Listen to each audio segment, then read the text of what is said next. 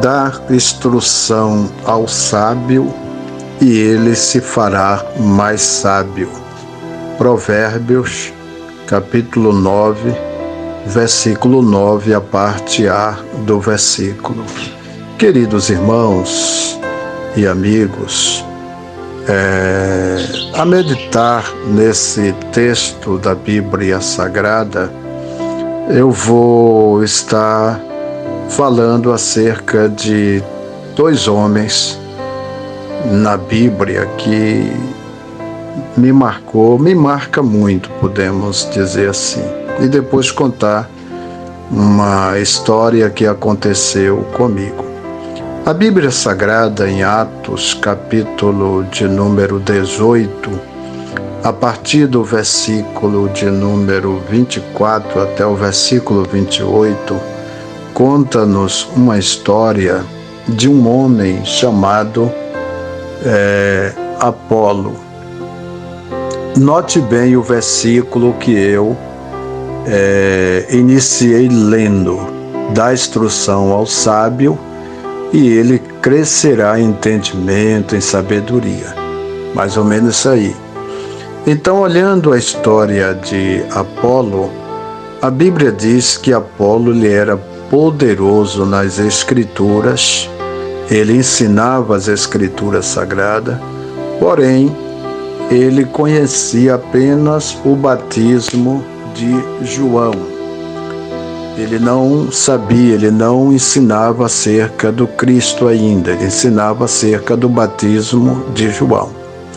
Só que na trajetória da caminhada de Apolo, e olha que Apolo ele era de Alexandria, e Alexandria na época diz que tinha a maior biblioteca do mundo, não é? Então Apolo ele sai desta localidade, ele se converte, e a Bíblia diz que quando ele está ensinando, porque diz que ele ensinava nas sinagogas, e ele tem um encontro com quem? Com um casal, Priscila e Áquila. Quem era Priscila e Áquila? Eram discípulos, porém humildes, fazedores de tenda, faziam tendas para sobreviver.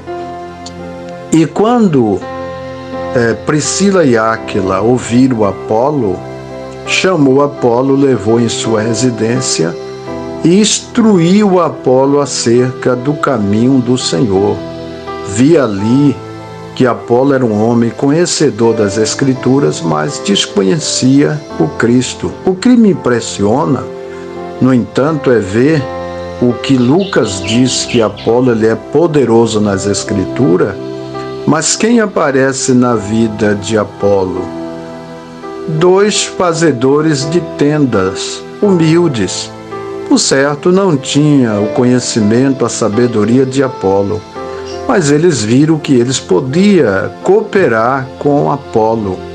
E aí eu concluo acerca desse personagem, porque vou falar acerca de outro, que Apolo, apesar da sua capacidade de ensinar as Escrituras, por certo falava do Antigo Testamento, mas podemos dizer que concernente a Cristo, Apolo ainda tinha sua espada meia cega.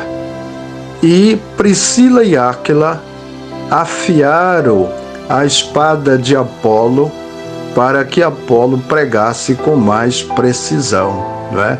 Então, observe bem que tem pessoas que é sábia, mas elas são humildes, de maneira tal que elas se inclinam para ouvir o conselho de alguém que talvez não tenha o conhecimento que ela tem. Aproveitando esse gancho, eu me lembro que eu me tornei amigo no WhatsApp de um pastor. Eu nem me lembro quem adicionou quem primeiro. E, na verdade, eu não sei profundamente quem é ele. Mas ele sempre me mandava mensagens e eu mandava mensagens para ele. Assim, mensagens de versículos bíblicos. E eu, como gosto sempre de gravar essas curtas mensagens e eu mandava para ele. Certo dia, ele me escreveu uma nota dizendo para mim o seguinte, que ele era pastor, era ensinador, era juiz e não precisava que eu mandasse aquelas mensagens para ele, porque ele não precisava. Aí eu fiquei assim preocupado e disse a ele: tá bom, meu querido irmão, me perdoe aí, me desculpe, eu não vou mandar mais mensagem para você. Então, voltando a Provérbio 9:9, dá instrução ao sábio. Então, esse cidadão que se apresentou como sábio, que disse que não precisava ouvir minhas mensagens, ele, na verdade, não está enquadrado dentro desse texto bíblico. Eu observo também, como eu havia falado acerca de outro personagem, a história de Moisés, capítulo 18 do livro de Êxodo. A Bíblia nos mostra que Moisés retira o povo do Egito e está no deserto, e o seu sogro Jetro vem com a sua filha, esposa de Moisés, e os seus 2 netos, filhos de Moisés, para devolver a Moisés. E ali acontece um sacrifício e tal.